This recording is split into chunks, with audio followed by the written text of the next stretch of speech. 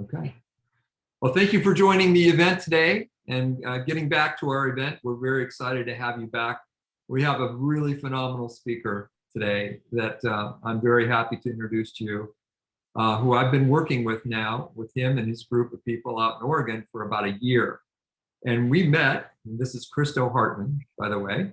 Christo and I met on a Zoom meeting almost a year ago when the lockdowns just started. It just started around the country. And Christo and I were involved with different groups. We're trying to help people open up their businesses and keep their businesses open and fight these mandates and statutes that were coming from governors and county supervisors around the country and closing down businesses. So that's how we met. And since then, we've done a lot of things together and created several different events. And Christo is an amazing person, and he's been on the front lines of this. And I don't know of anybody that has done more to try to open up people's businesses than what Christo has done. So with that, I'll introduce you to Christo, and he'll tell a story of what we've been doing for the last year. So Christo, thank you for joining us. Clyde, how are you? Nice to see you. Nice to see you. That kind introduction. Oh my God. I'll send you a check in the mail. Well, you deserve even more, but we'll leave it at that for now. And your journey's going well, Clyde, there? Yes, yeah, I've been working on doing this virtual summit. I mean, we're all doing what we can. I was invited to do a virtual summit, which we're working on right now, which we're calling the Common Sense Summit.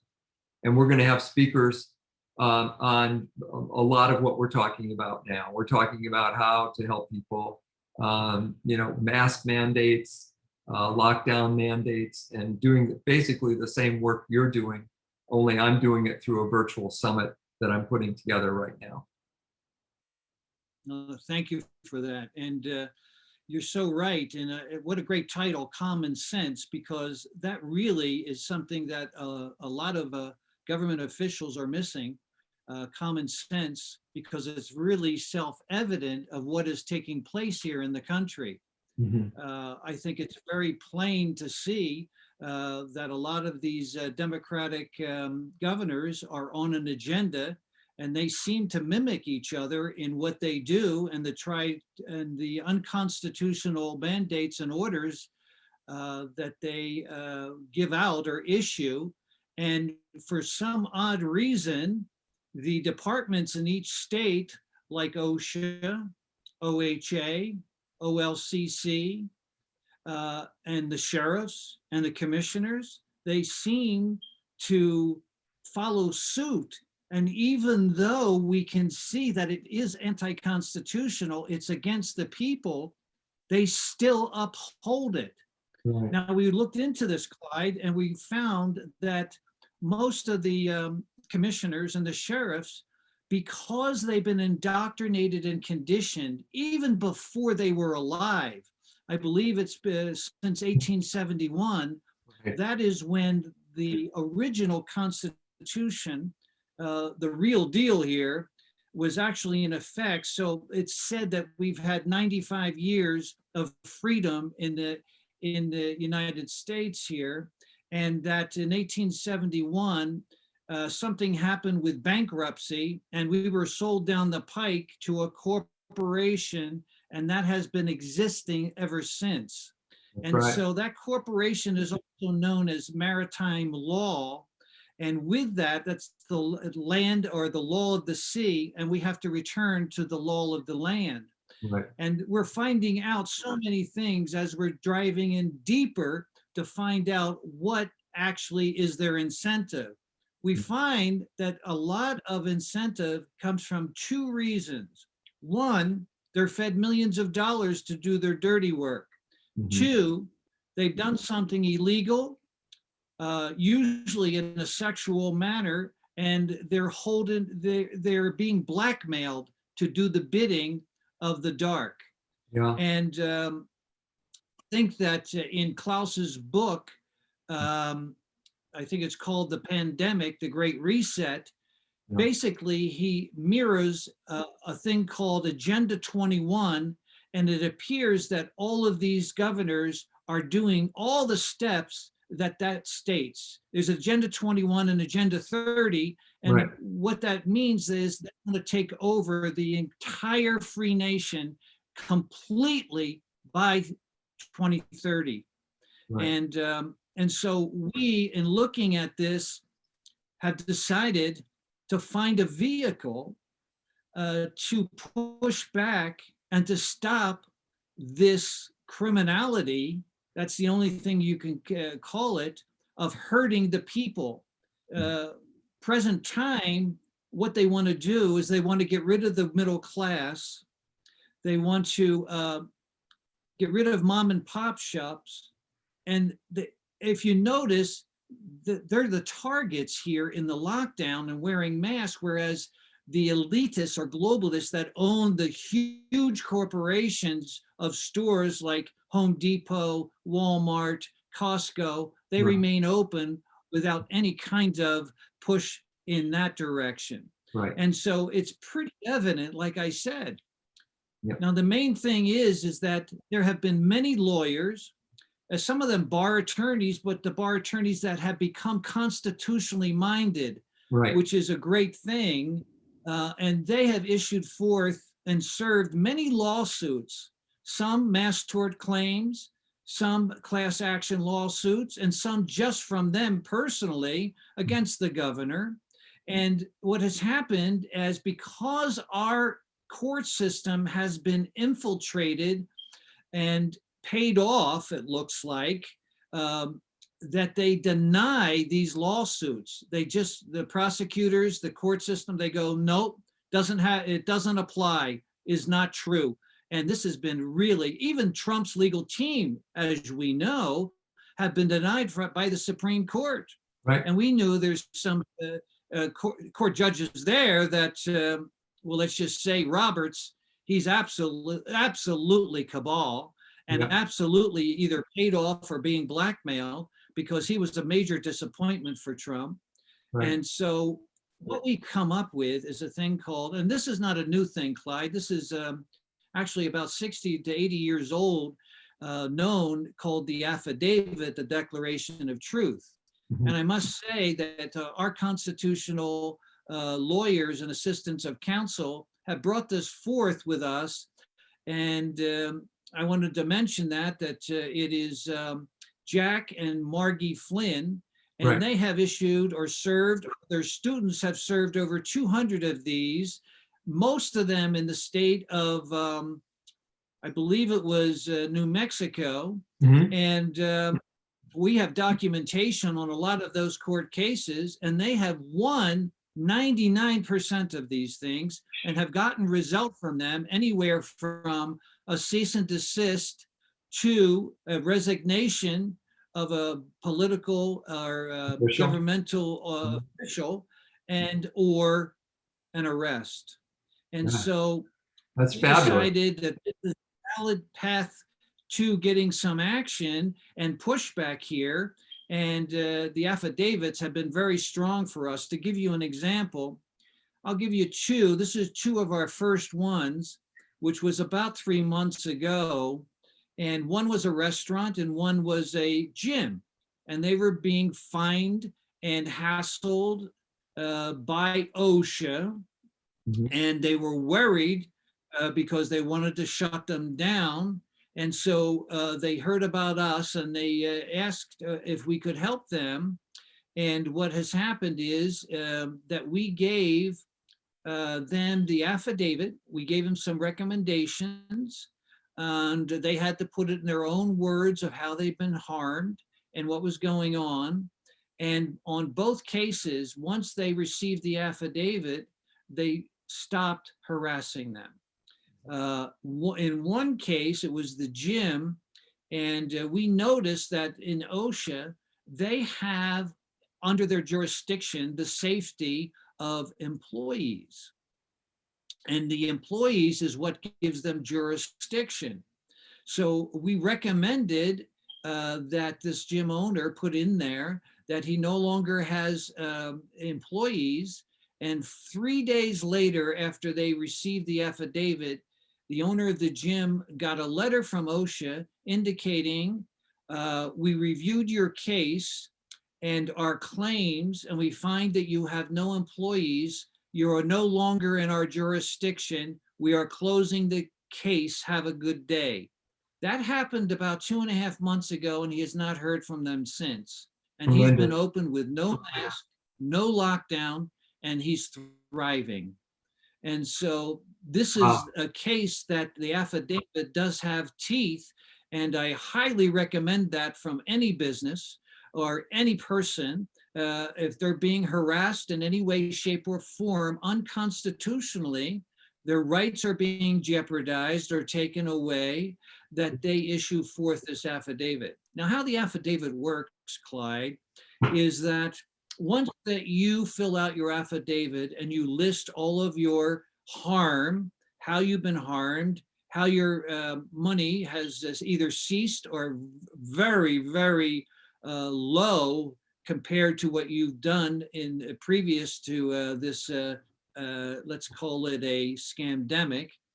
And with that, these particular affidavits actually have so much power that in putting your harm there and getting what you do is you serve it. Now, most of the offices of the politicians and OSHA, they're closed, of course, to personal contact. So you have to serve it, and you need to serve it through certified mail and signature. You must get that signature that they have received it. And in each and every affidavit that we ever served, we have gotten that signature. Okay. You give them 10 days to respond. Now, everything that you're saying, of course, is rebuking that these mandates and orders are recommendations and not law. This is very important to realize. They are not law. Now, some of those departments, and even sometimes the governor says it is law, and that's a blatant lie. Governors have no authority to issue a law. It has to go through legislation. And as you know, Clyde, that can take anywhere from 6 months to a couple years, even more, depending on what that is. It's never happened because this is unconstitutional. Legislation would not have passed this as law. And so the judges know that as well.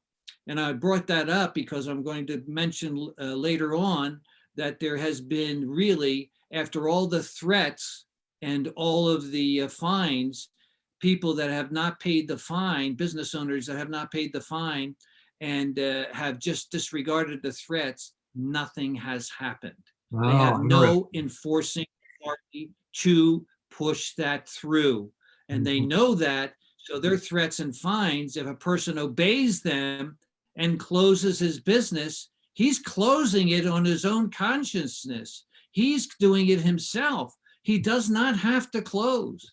You do not have to follow an anti-constitutional mandate, order, or law. Even a law that comes out that's anti-constitutional, you are obliged as a patriot, as a common law person, living person, not to follow those fines, not to follow those instructions to close down. So they're doing it out of fear. And they must realize that they are backed by common law, by the Constitution. They're in the right to stay open. They're in the right to choose if they want mask or no mask. They're in the right. And so that's very important for them to realize. And they have to have the courage to stay open. So with these affidavits, they're extremely powerful. You just have to have the courage and the fortitude to follow it through. Now, once that you get tacit admission, now that's also a legal term as well as a lawful term. Tacit admission is where they don't rebuke it at all, and they can't, Clyde. They can't rebuke it. You know why? Because we're saying that it's anti-constitutional, and that is absolutely a declaration of truth. And they have evidence of it. And so with that, they get tacit admission, once the 10 days go through, they put together with that tacit admission affidavit that they have said, no, we're guilty of this, you're right. And so the proof is we Even didn't though they review haven't, it. even though they haven't used those words, by not responding, that's tacit admission, correct? Correct, Clyde. That's exactly right. Thank you for that. Yeah. And so with that, you want to put together another form, which is only a page and a half. And there's no research on this other form called a letter of complaint or affidavit of complaint. And what that is you're just filling in your information and putting in there that everything in that affidavit is absolutely true. Oh, by the way, you have to notarize these before you send it in, a very important part. Right. Because when you notarize it, the notary, because it has to do with an affidavit, which is a legal and lawful document, he's going to have you put your hand on the Bible and you're going to give an oath that this is absolutely the truth. That's very important. That's what makes it a legal document. And so with that, you get both forms, both affidavits notarized, and then you attach that to the original affidavit and you serve it to the sheriff. Mm-hmm. Now, by law, by his oath, he's going to read in there that his constituent has been harmed. His oath states that any constituent in his county that has been harmed, he has to make sure that the entity, whether it's a person or department, that is harming his constituent ceases and desists his activity and harassment. If they don't do that, he has to ask for them to resign their post. If they don't do that, he has to arrest them. And now this is something that the sheriffs are not recognizing. Even if they know that it's the truth, they, I believe, are in fear of actually executing that because that's a pushback against the governor. That's a pushback against the admiralty law, corporate law. And so that's very scary for a sheriff and or commissioners. And this is the problem that is going on here. You must get that sheriff to execute it. Now, by law, he's obligated to take care of business here. If he does not do that, guess what? Then he's committing a crime. Right. Exactly.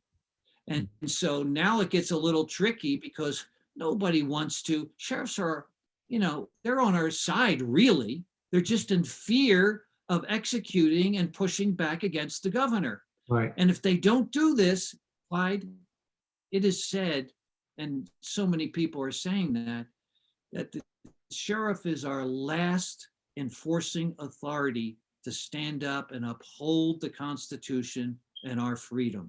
Right. And we're very concerned that if we don't get at least one or two sheriffs in the whole nation, Clyde, there's over 3,000 sheriffs in the USA. Right. Over 3,000.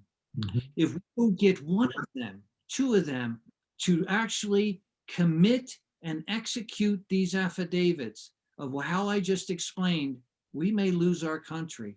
We may lose our freedom. It's a possibility it could go socialistic or worse yet, communist.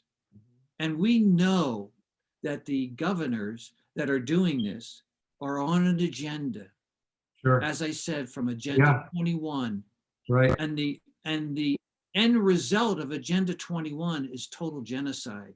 Mm-hmm. And people just don't realize this. Right. If they really knew what was taking place here, I would feel that more and more people would get into action and start coalitions, and the sheriffs would get into action and start coalitions. Another item of fear for the sheriff and the commissioners is they're afraid that their funding will be taken away. And then who will pay them? How can they provide for their families? So we are looking at the possibility of the assemblies or the living people, the constituents in the county, the key, isn't rally together and to start funding these sheriffs so they don't have to worry about the funding coming from the governor. I and the think governor's that's the office. key. I think what you just said is really the key, and that is the people in the county supporting their sheriff so that the sheriff will do what he knows he should do. But I think that that is the key. So really, when you really kind of boil it all down, it's going to be up to the people to organize and to get together and create associations and groups and back their sheriffs, get to know their sheriffs, work with their sheriff, let their sheriff know that the people are behind them. And so I agree with you. I think one or two sheriffs that will actually enforce these affidavits and put these governors, go and arrest them, or put them in jail and take action against them, like they have to. Now, what happened here? It would turn everything Exactly, around. Clyde. It would, and we believe that could be the answer to the riddle. However, the reality of it, Clyde, is that 95% of all counties, the majority of their constituents, the people, are for the lockdowns, are for the mask. And that's the issue we're having.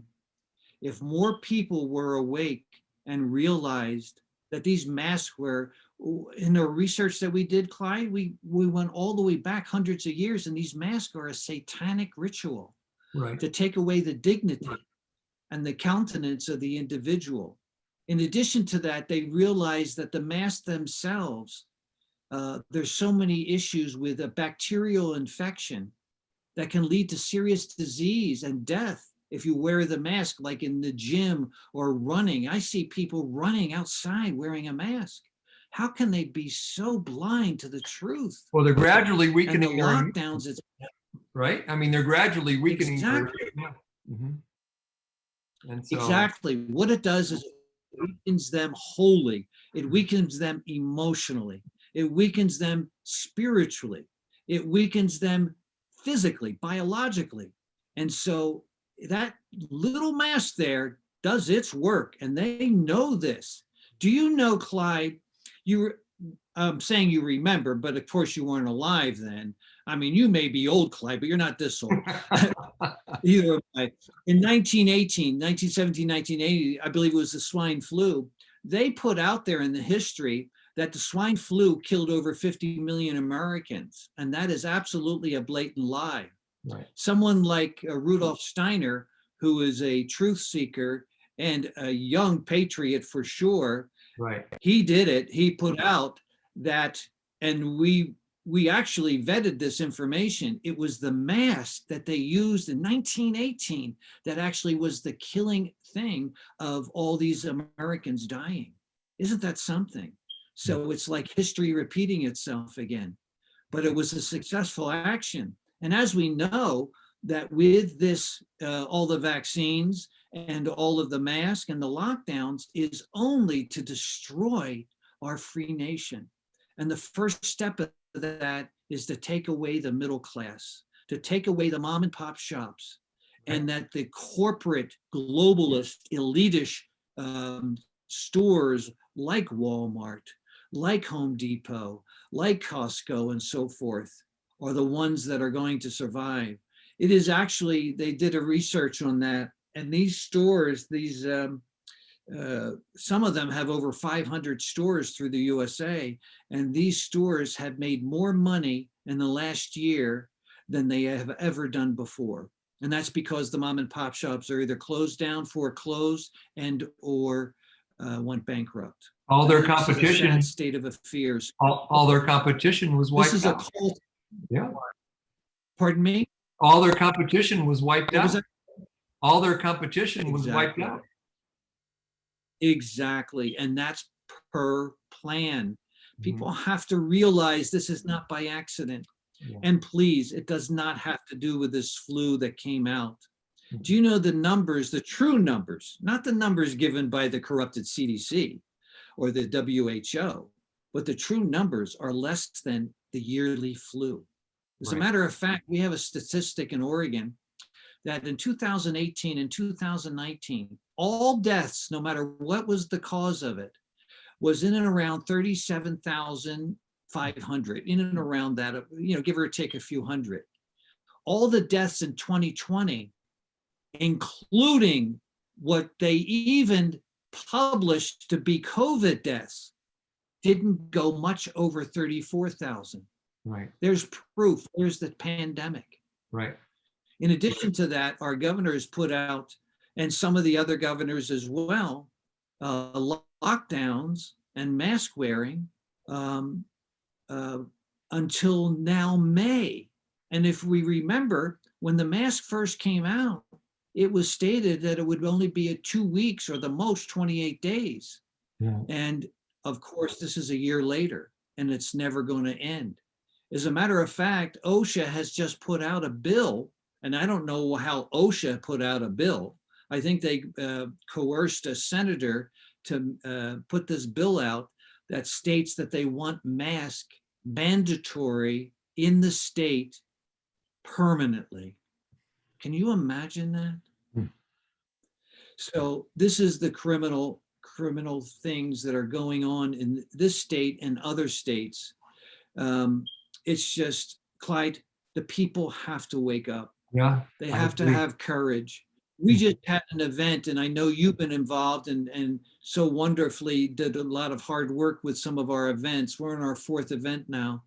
And these events have brought in the best doctors, scientists, sheriffs, constitutional sheriffs, and officials.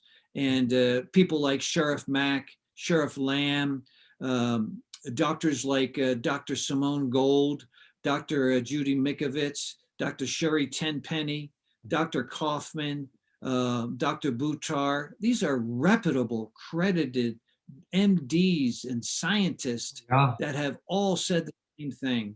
The masks are harmful. They're part of the agenda to just make the person not feel good about themselves, to stay in fear that they're going to get sick and die.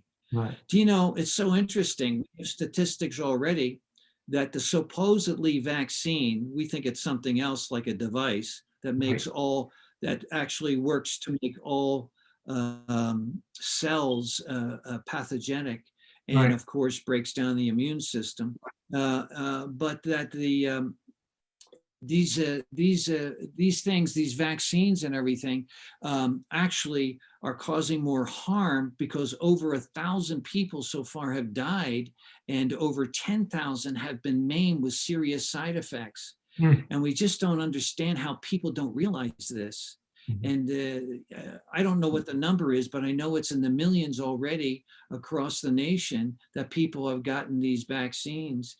And actually, Dr. Judy Mikovits has put out that she is very much concerned that if it continues in this way, millions and millions of people are going to die. And she says, it's not going to happen within 2 hours. Oh, yes, some people, but not all people. It may happen in the next 2 weeks, like Hank Aaron did. 2 weeks after he got his double dose of vaccine, he passed his body. He was in perfect health, and they're not reporting that. And so this is much concern, and it's very important that people do wake up, they do get into action, and they do push back. Otherwise, it's going to go away, our freedoms. And in my station, Clyde, Clark is another friend of ours. It ain't going to happen. We're going to stick up. We're going to win. I feel that we have God's natural law, therefore God on our side, and God always wins. I think God made us what do you think? Free. God made us to be free. Exactly. And have free will and express our free will. That's his gift to us. And he didn't give us that to see it squelched and destroyed. And I think God wants us to work very, very hard and wants us to do the work that we need to do, which is his work, to express our divinity, express his will, and manifest his will and his desires on this planet. And that's what really you're feel doing. That's accurate. Yeah, and that's what you're doing. I really feel that's accurate wholeheartedly. Yes, indeed. As a matter of fact, I think you feel the same way, and a lot of us do. we don't know anything else to do. It's like in our soul that this is why we are here on this planet, to absolutely stand up to this tyranny and assure and secure the natural law of freedom. And absolutely, that's what we must do. Now, I wanted to go over with you as well that a new thing that we're doing is that we're inviting and starting a coalition in each state, which will involve the constitutional sheriff that has the courage to stand up, the commissioners, and there's several here. I wanted to mention that Mary Starrett, who is the chair commissioner in Yamhill County in Oregon, has put out a resolution last week, and it states a pushback on announcing to the governor that we are no longer upholding the mandates in any way, shape, or form. And we ask her to cease and desist all of this criminality. They actually put that in the resolution, which I thought was outstanding. Very And good. so more commissioners have to have the courage to do this and to assure that we fall in, and that the governor finally decides, like Governor Abbott in Texas and the governor in Mississippi, and of course Kristi Noem in South Dakota has put out, no more mandates, no more law, no more lockdowns. That's it. It's over. Everybody can go around with no mask if you so choose, and you can open 100% to 100% capacity. And that means that people can go inside your restaurants and eat with no worry about harm or harassment or fines or arrest in any way, shape, or form. That's I applaud Governor Yeah. Abbott, and I applaud Kristi Noem, and I applaud the governor in Mississippi. This is exactly what needs to be done. And just like we said that the sheriffs, we need one or two sheriffs to stand up and execute his oath. Well, these governors had executed their oath. And I'm hoping and praying and pleading with the other governors in other states to follow suit and to do the same thing. It's the right thing to do. It's the God thing to do. Your people are being harmed, destroyed. You know, the suicides are up, the foreclosures are up, the bankruptcies are up. And so the governors are coming to the aid of their constituents. And I just think that's the most wonderful thing in the world. It's the best news we've heard in the whole last year. Don't you agree, Clyde? I totally agree. You're absolutely right. And that's what we need. I'm so grateful that you could come on today for our summit and tell everybody what is going on, because this is great news. And this is what we need to inspire people. May I go over one other thing? Okay. May I go over one other thing briefly? Sure. What we're doing is that we are starting a coalition. It doesn't matter what county they're in. It's the sheriffs, the commissioners, and we the people. And we're uniting as one. And we're putting out a resolution and actually incorporating the freedom in the counties and pushing back the governor and demanding that she cease and desist.